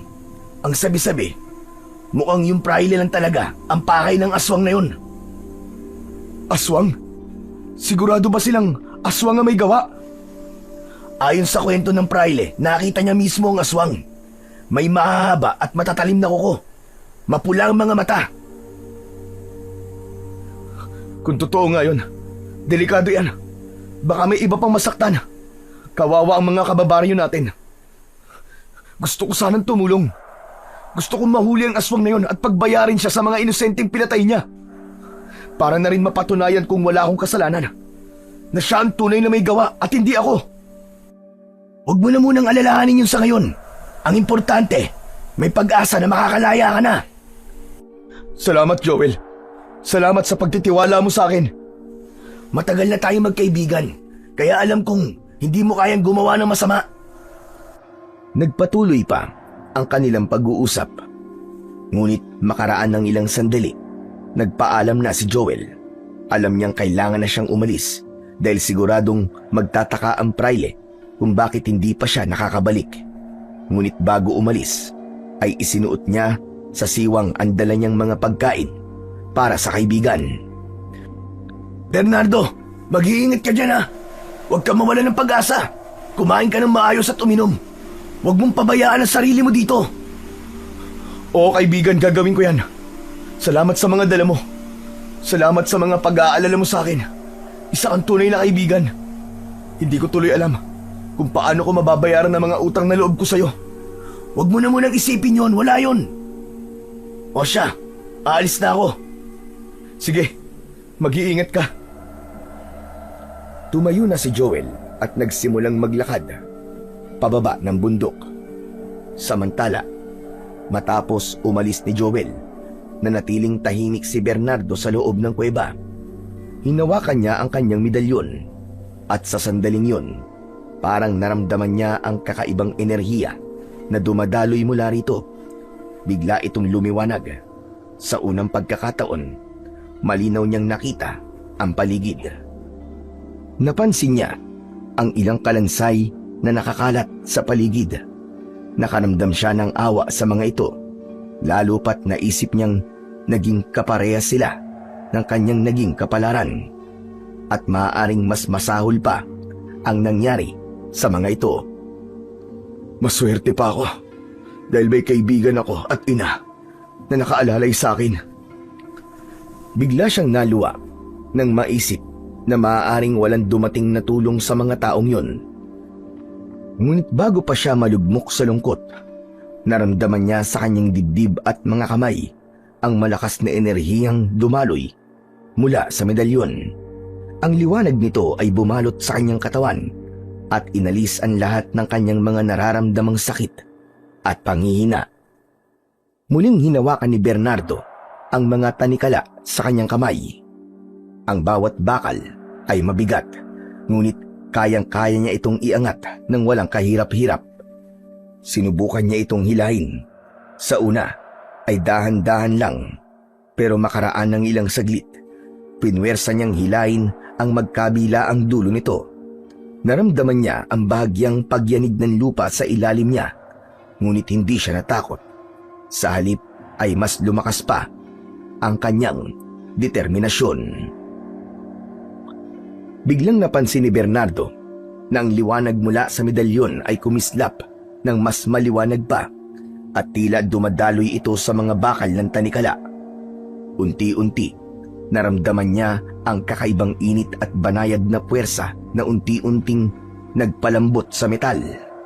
Sinubukan niyang hilahin muli at napansin niyang lumuwag na ang bakal na nakagapos sa kanyang mga kamay. Halos mapatalon siya sa tuwa. Ang bakal ay tila sumusunod sa kanyang kagustuhan at hinahayaan siyang makawala. Ang galing! Totoo nga! Makapangyarihan ang medalyon na to! Inalis na niya ang bakal. Tuluyan na ngang nakalaya ang kanyang mga kamay. Pagkatapos nun, ay nakita niyang mas tumingkad ang liwanag sa kanyang paa. Yumuko siya at dahan-dahang hinila ang bakal at muling napansin niyang malambot na rin ang metal at lumuwag na. Konti na lang makakalaya na ako. Isa talaga tong himala. Sa huling bahagi, Sinubukan niyang alisin na rin ang nasa kanyang leeg. Maigpit pa rin ito at matigas, ngunit sa muling pagdaloy ng liwanag mula sa medalyon, unti-unti ay naipalusot niya ang tanikala sa kanyang ulo hanggang sa tuluyan na itong natanggal. Masayang masaya ang binata sa kanyang naging kalayaan. Ngunit ilang sandali pa ay napalingon siya sa bungad ng kuweba. Lumapit siya sa harang na malaking bato at hinawakan ito. Paano ko aalisin ang batong to? Sigurado ako napakabigat nito. Hindi ko to kayang buhatin. Bigla niyang naalala ang kanyang ama na bathala. Sabay na pangiti. Kaya ko to. Dahil ang ama ko ay isang bathala. Ang dugo na dumadaloy sa akin, kalahating bathala at kalahating mortal. Hindi lang basta ako tao. Alam ko'y ako'y pinagkalooban ng lakas na lampas sa aking inaasahan. Tumayo siya ng tuwid at dahan-dahang inihanda ang kanyang sarili. Hinawakan niya ng dalawang kamay niya ang bato at sinubukan itong itulak. Bahagyang umuga ito. Kaya ko to. Ito na ang aking pagkakataon para makalabas sa kuweba na to. Huminga siya ng malalim at saka umusal ng hiling sa medalyon. Muli niyang itinulak ang batong harang sa kuweba. Gumulong ito ng dahan-dahan at sa huli niyang pagpuwersa dito, tuluyang naitulak niya ito palayo at sapat na ang espasyong naiwan para siya ay makalabas. Napasigaw sa tuwa si Bernardo.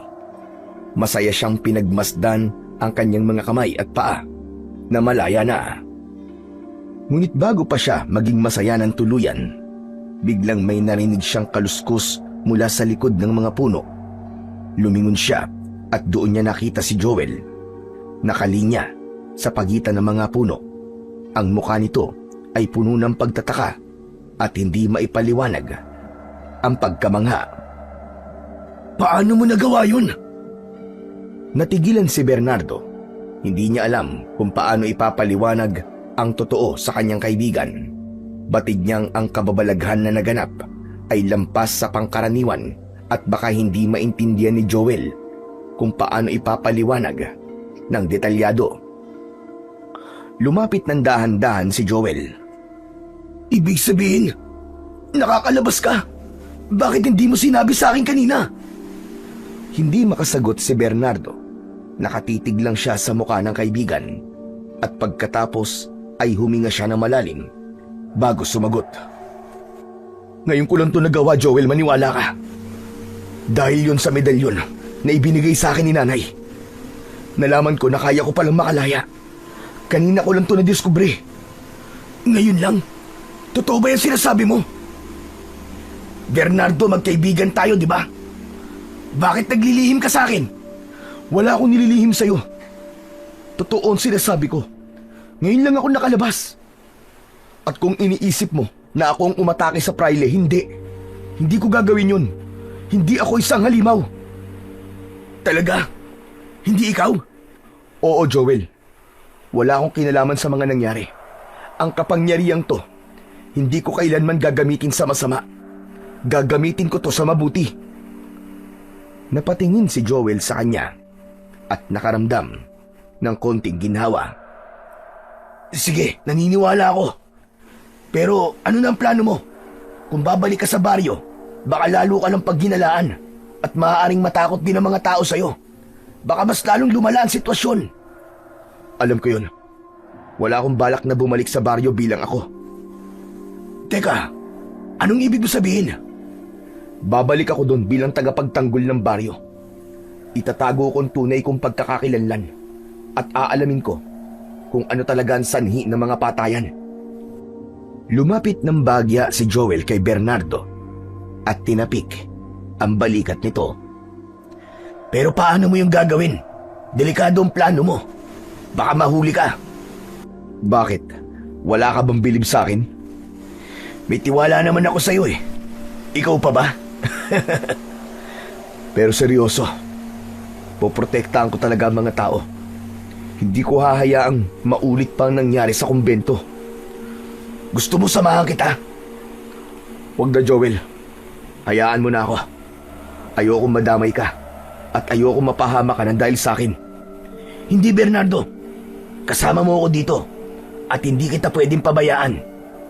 Joel, kaya ko na to. Maniwala ka sa akin. O sige, kung ayaw mo akong isama, di tutulong na lang ako sa parang alam ko. Ako ang bahalang mag-imbestiga sa kaso ng pagpatay sa mga praile. Salamat kung ganon. Malaking tulong yun sa akin kapag nagkataon. Kailangan natin bigyan ng muka ang aswang para malaman natin kung bakit niya to ginagawa.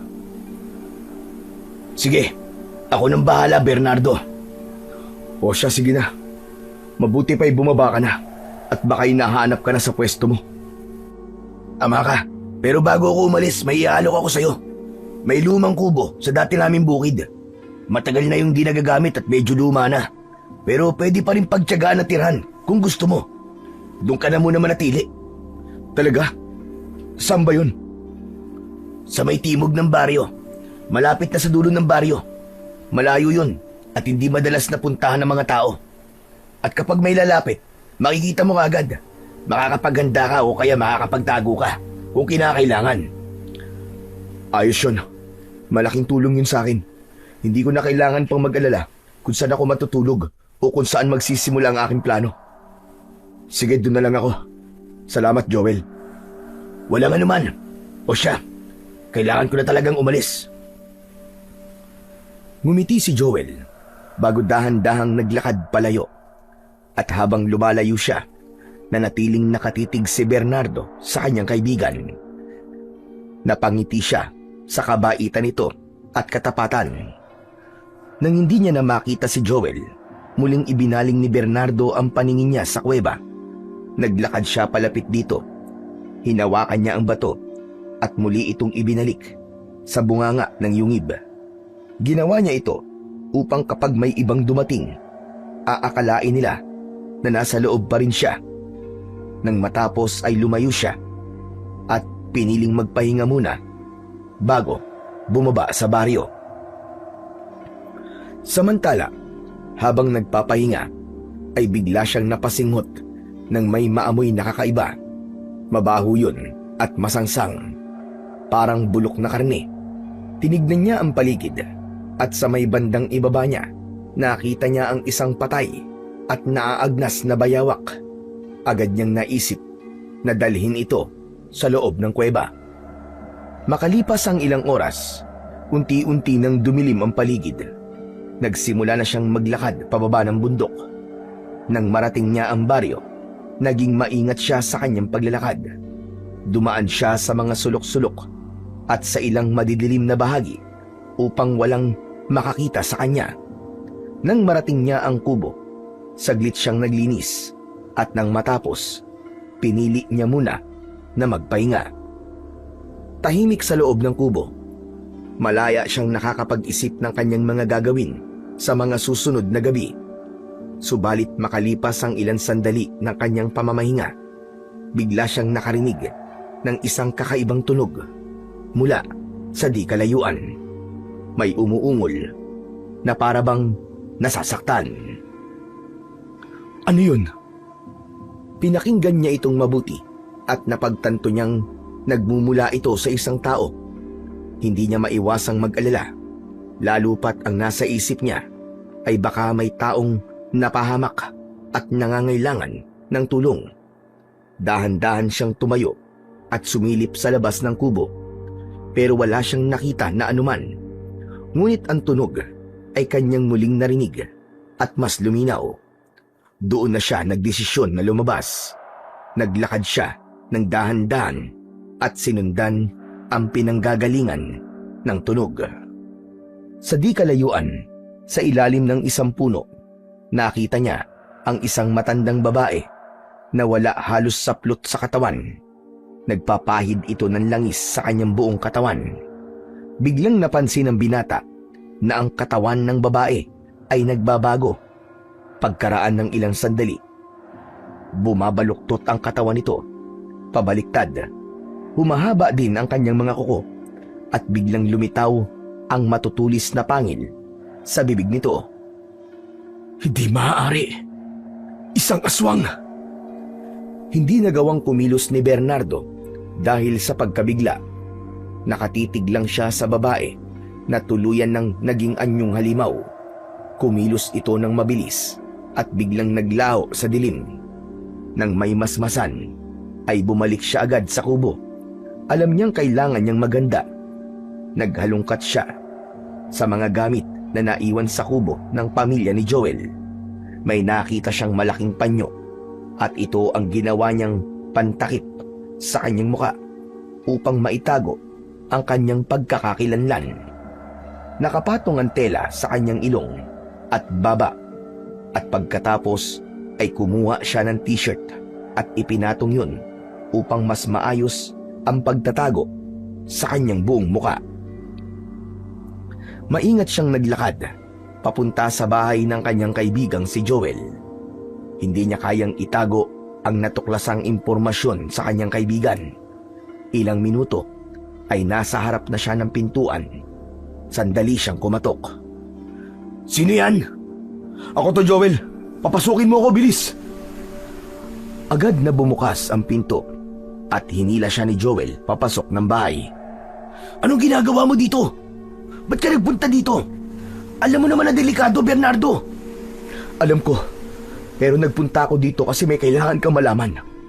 Nakita ko na yung aswang. Ano ka mo? Saan? Kailan mo nakita? Kanina lang, doon malapit sa kubo mo. Isa siyang matandang babae. Payat, tapos magulo ang buhok at may malaki at maitim na balat sa kanyang mukha. Ano? Sigurado ka ba niya sa sinasabi mo? Oo, sigurado ako, maniwala ka sa akin. Nakita ko talaga yung aswang. Naniniwala naman ako sa iyo, Bernardo. Nabigla lang ako kasi hindi ko akalain na siya pala yung aswang na umaatake dito sa baryo natin. Bakit, Joel? Kilala mo ba siya? Hindi gaano, pero nakita ko na siya. Ilang araw pa lang ang nakakalipas. Kung hindi mo siya kilala ng personal, bakit ganyan ang naging reaksyon mo? Bakit parang nalungkot ka? May kwento kasi tungkol sa matanda na yon. Ayon sa mga kasamahan ko, pinatay ang nag-iisang anak niya. Lalaki yun, at itinapon sa basura na parang walang kwentang basura. May mga bulong-bulungan pa na ginahasa ito bago pinatay dahil wala siyang suot na damit. Ganun ba? Napakasakit naman ang nangyaring yun sa kanya. Sinabi mo pa. Pero teka, hindi kaya yun ang dahilan kung bakit siya pumapatay? Siguro. Pwede. Baka kasi naghihiganti siya dahil sa sama ng loob sa kawalang hustisya sa bayang ito. Kaya nga, nakakalungkot. Kaya lang, hindi pa rin niya dapat ginawa yun. Bakit kailangan niyang pumatay ng mga inosenteng tao? At bakit siya pumapatay ng mga praile? Hindi ko alam, Joel. Hindi ko alam kung paano tumatakbo ang isip niya. Hindi kaya iniisip niyang may kinalaman ng mga praile sa pagkamatay ng anak niya? Mahirap magbigay ng konklusyon na walang tamang investigasyon. Sa bagay. O sige, alis na ako. Hahanapin ko yung aswang. Teka lang, sasama ako sa'yo. Anong sasama? Wag na. Ako na lang. Pero delikado, Bernardo. 3 katao ang pinatay niya sa simbahan. Ibig sabihin, mabangis siyang aswang. Hindi ka pwedeng mapahamak. Malalagot ako kay Tia Maria. Ayos lang ako, Joel. Mas delikado kapag may nakakita sa ating dalawa na magkasama. Bumuntong hininga si Joel. Halatang mabigat ang loob. Umupo siya sa bangko at napahawak sa kanyang ulo. O sige, pero paano mo siya hanapin? Sa kami dala ka ba sandata? Anong gagamitin mo kung sakaling magkainkwentro kayo? Hindi ko na kailangan ng sandata. Sapat na ang medalyon ko para labanan siya. Sigurado ka? Oo, Joel. O sige, mag-iingat ka. Pero dumaan ka dito bago ka bumalik sa kubo. Sige. Lumabas na si Bernardo mula sa bahay ni Joel at diretso siyang naglakad sa madilim na daan. Maigpit niyang hinawakan ng medalyon na nakasabit sa kanyang leeg. Habang naglalakad, pinakikiramdaman niya ang paligid. Iniiwasan niyang mahuli siya ng aswang o ng mga sundalo na nagroronda sa paligid. Tahimik ang baryo, pero paminsan-minsan ay may aso na tumatahol. Dahilan para siya ay biglang kabahan. Maya-maya pa ay nakarating siya malapit sa simbahan at dito siya tumigil. Mula kasi sa kanyang kinaroroonan ay napansin niyang nasa malapit sa simbahan ang aswang. Ang mga mata nito ay nakatutok sa pinto ng gusali. Wari ay nagmamanman. Agad siyang nagtago sa likod ng isang puno. Pinagmasdan niya ang aswang. Matinding galit at pagkapuot ang nakikita niya sa mukha nito. Nanatili siyang nakasilip, nag-aabang ng tamang pagkakataon. Ilang sandali pa, biglang may narinig siyang mga yabag. Paglingon niya, ay nakita niya ang ilang mga sundalo na paparating. Naka-uniforme sila at may mga dalang sibat at baril. Tinignan niya ang pwesto kung saan nakatayo kanina ang aswang, ngunit wala na ito doon. Agad na napaatras si Bernardo at nagtago ng mas maigi sa likod ng puno. Maya-maya pa ay bumukas ang pintuan ng simbahan. Anong balita? Kumusta na ang pagmamanman niyo sa kuweba? Lumalabas ba sa kuweba ang hayop na yun? Nanlaki ang mga mata ni Bernardo sa kanyang narinig dahil nalaman niyang pinapabantayan na pala ng praile ang kanyang kulungan. Bigla siyang kinabahan sa kung ano ang isasagot ng mga sundalo. Narinig niyang sumagot ang isang sundalo. Sinabi nitong nananatiling nakasara ang malaking bato sa bunganga ng kuweba. Imposibleng makalabas ang taong naroroon. Kasunod nito ay nagsalita ang isa pang sundalo. Ayon dito, sa palagay nila ay patay na raw ang nasa loob ng kuweba. Aniya, may mabahong amoy na nanggagaling sa loob ng kuweba. Amoy na parabang mula sa nabubulok na bangkay. Mabuti. Sa wakas natapos din ang aking problema. Natuwa ang praile at napangiti ng malapad. Samantala, mula sa kanyang pinagtataguan, nanlamig si Bernardo sa kanyang narinig. Hindi niya akalain nagagana ang kanyang plano na palabasing namatay na siya sa loob ng kuweba. Sa ganitong paraan, alam niyang mananahimik ang praile at hindi na siya paghihinalaan. Ngunit bago pa siya makahinga ng maluwag, muli niyang narinig ang tinig ng praile. Iniuutos ko. Dalhin niyo dito si Joel. Magsasaya kaming dalawa ngayong gabi dahil patay na si Bernardo. Nanlaki ang mga mata ni Bernardo sa kanyang narinig. Nangunot din ang kanyang noo dahil sa pagtataka. Teka, bakit kailangan ipatawag niya si Joel? Dahil doon ay nanatili siyang nakabantay. Alam niyang may kakaibang binabalak ang praile. Ilang sandali pa, dumating si Joel kasama ang ilang sundalo. Halika, Joel. Pumasok tayo sa kumbento. May pag-uusapan tayong importante. Halika, sumunod ka sa akin. Sandali lang ho. Bakit ho sa loob? Baka pwedeng dito na lang ho sa labas. Ano po bang pag-uusapan natin? Ano pong kailangan nyo? Ang sabi ko, pumasok ka sa loob at mag-uusap tayo. Kayong lahat, rumonda kayo at manatiling alerto sa baryo. Sige na, bilisan nyo! Walang kumilos sa mga sundalo. Nagkatinginan lang sila at lahat ay tila nagtataka. Ano ito? Mga bingi ba kayo? Ang sabi ko, umalis na kayo at magronda! Bilisan nyo! Agad na sumunod ang mga sundalo. Nagkakandara pa ang mga ito at iniwan si Joel sa harap ng praile.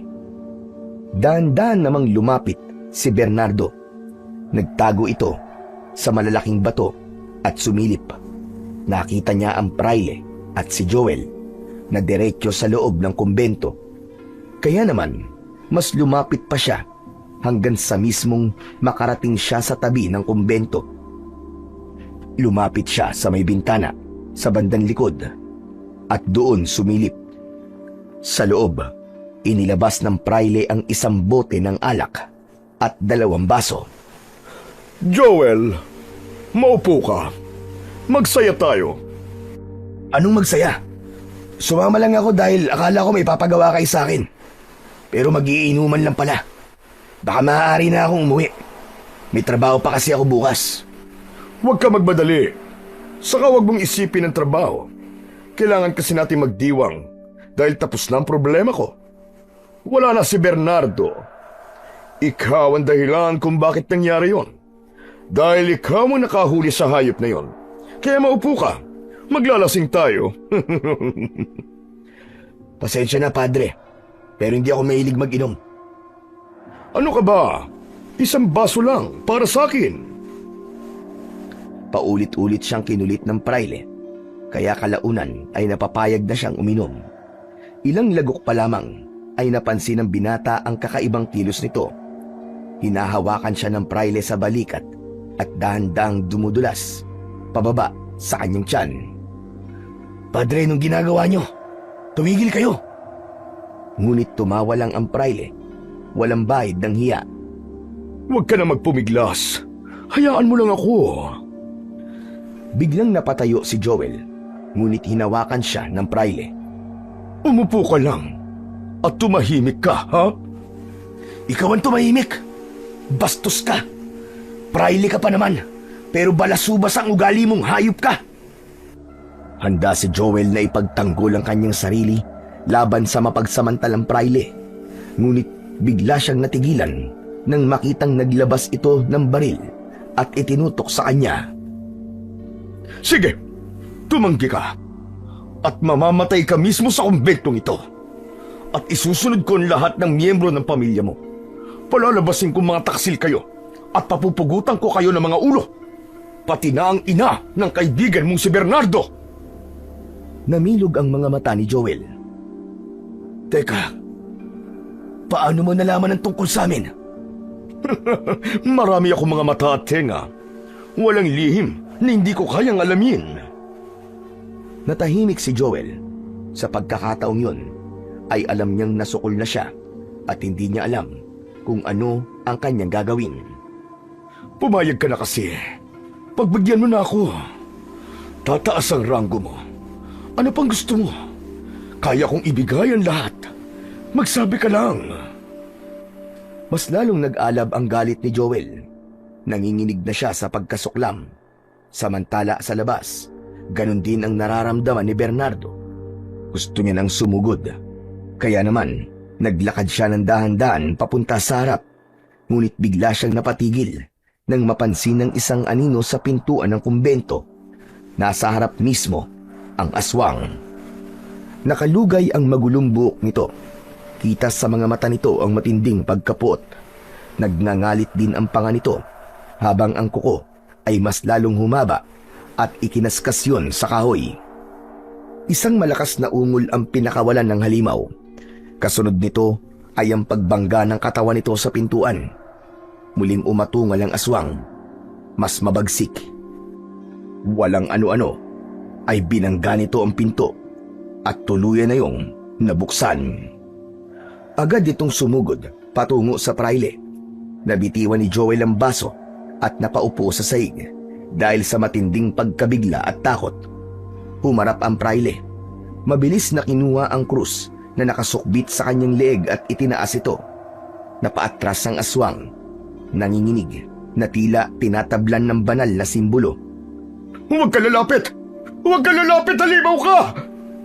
Ngunit sa halip na umatras ang aswang, ay bigla itong tumawa. Halimaw? Ako lang ba ang halimaw dito, Padre? Tignan mo sarili mo. Hindi ba't batid mo namang isa ka ding demonyo na nagkukumble sa sutana? Ang pagkakaiba lang natin, ako, hindi ko na tinago kung sino ko. Pero ikaw, nagkukunwari kang banal, pero demonyo ka. Tumahimik ka! Hindi mo alam kung ano sinasabi mo! Alam ko, Padre. Alam na alam ko ang kulay mo. Hindi ba't ikaw ang gumahasa at pumatay sa anak ko? Sinabi niya sa akin ang lahat. Lahat sa aking panaginip. Ikaw ang tunay na may sala. Ikaw ang hinahanap kong demonyo.